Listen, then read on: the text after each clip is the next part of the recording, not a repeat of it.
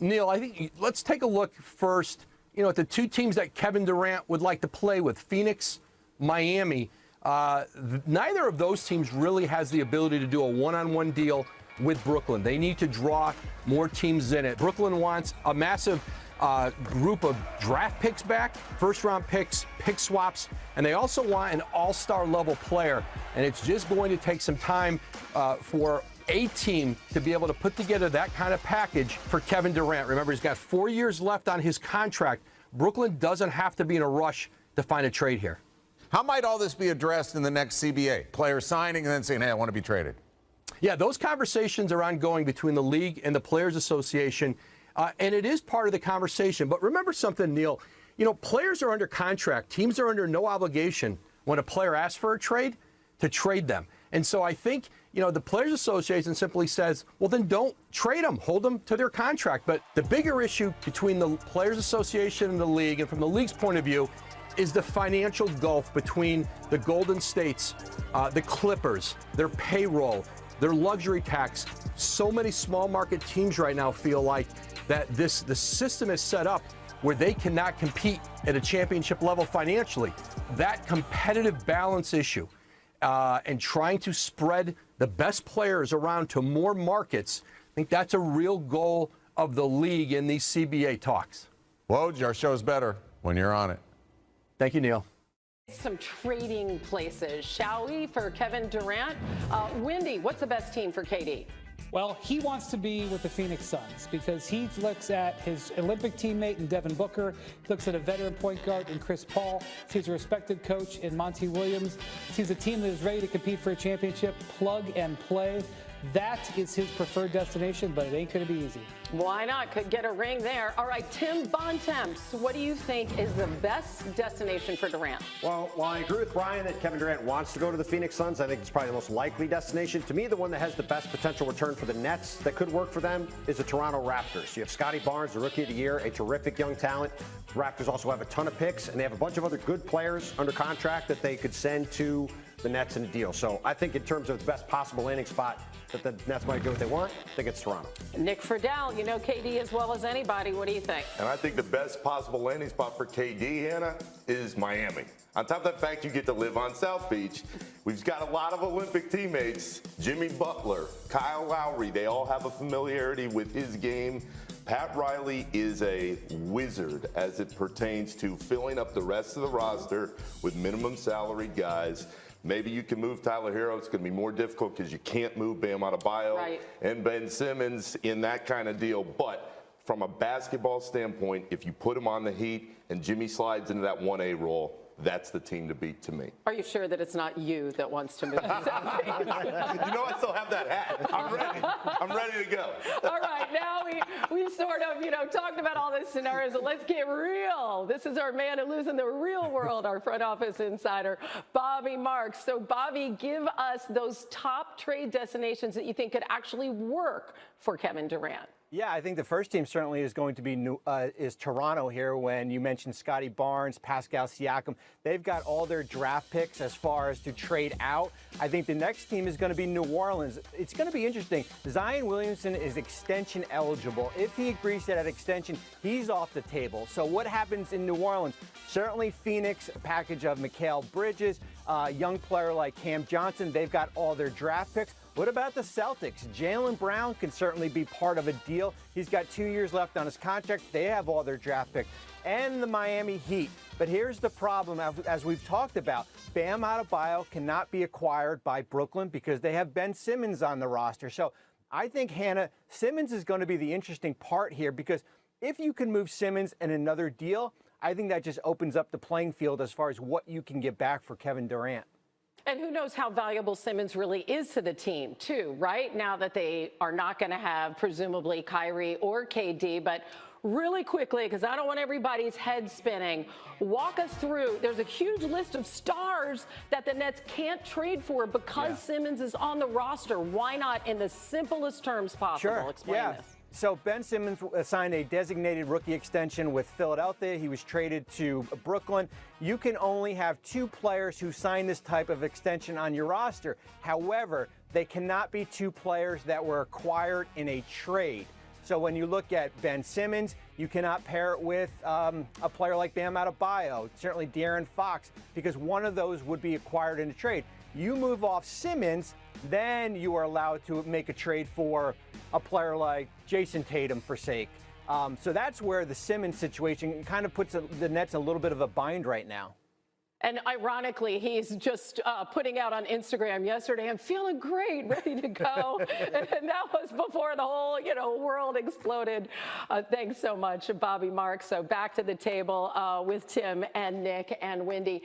Everything you just heard, lay out for us why this is such an unusual situation that we're in. Because Durant has 4 years on his contract. Typically, when we see a star player demand a trade, he's either got a year or maybe slightly over a year.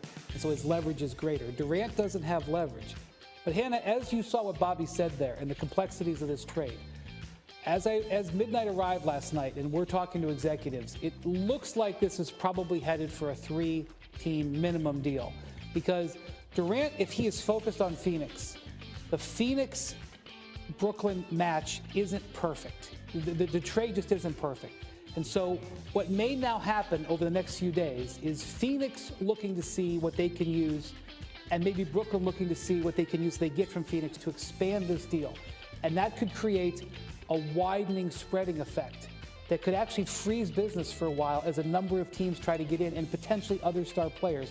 And I think one of the things that's important here is the Suns have all of their draft picks going forward, which means they can trade up to 4 first-round picks and up to 3 pick swaps.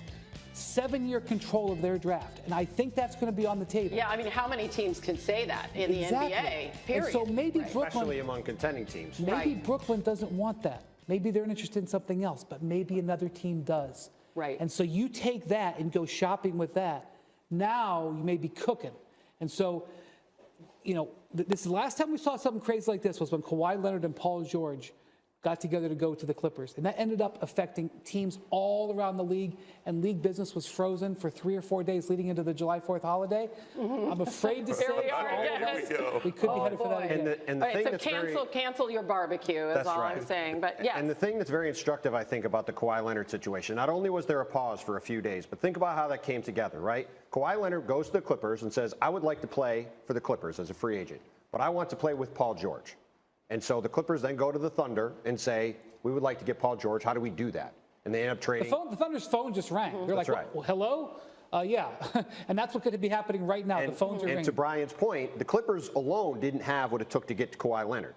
But they had the pieces to go get what it took to then have him want to play there, right? And I think when you look at what the Nets are doing here, and potentially anyway, it's, hey, Phoenix has all their picks. They have Mikal Bridges. They have DeAndre to put in a sign and trade. They have Cam Johnson. They have all this stuff that you would want to have in a star trade.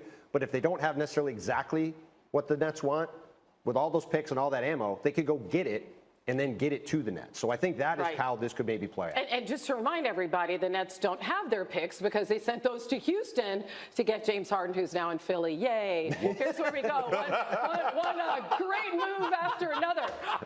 So how much will the team actually accommodate KD at this point? You'd like to think, Hannah, that because he came in the fashion that he did as trying to be a partner up top on the ownership level, they're going to try to help him a little, but that is the biggest question to me. They need assets. Right. They need everything they can get, but they also want to be this reminder for the rest of the league, hey, when stars want to come here, hopefully down the line, we can be a place for them, and they don't want to do Kevin too wrong, especially because Kyrie can go anywhere he wants. Kevin has always had a pretty solid relationship up top.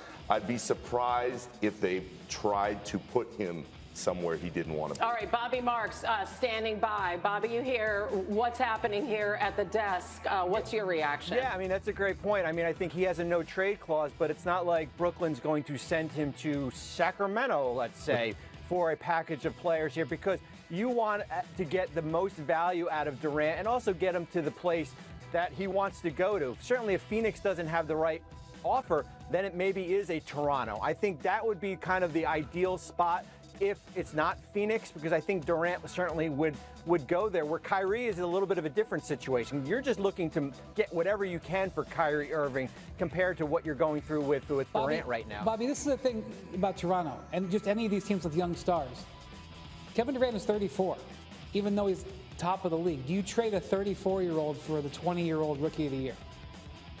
And any of these other, any of these other super young star players. I mean, that's a balance for some of these teams too. Well, but here's the thing, though. You get him for 4 years.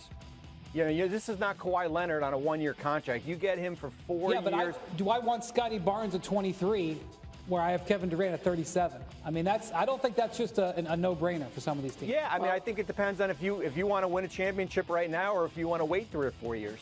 There you go. There you go. If he's the final piece to your championship puzzle, obviously you're going to move heaven and earth to make that happen. But one of the teams that Bobby had on there was New Orleans, and I'm thinking about Zion and Sean Marks saying, "Well, I want players who are available." Right? Didn't we just go down this road of unavailability?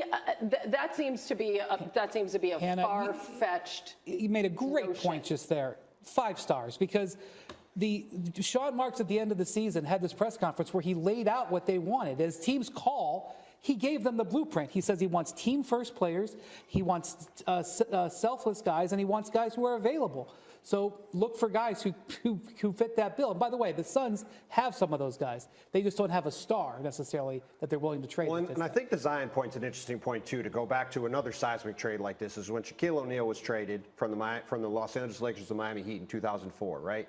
Back then, Dwayne Wade was coming off his rookie year, looked like a potential star.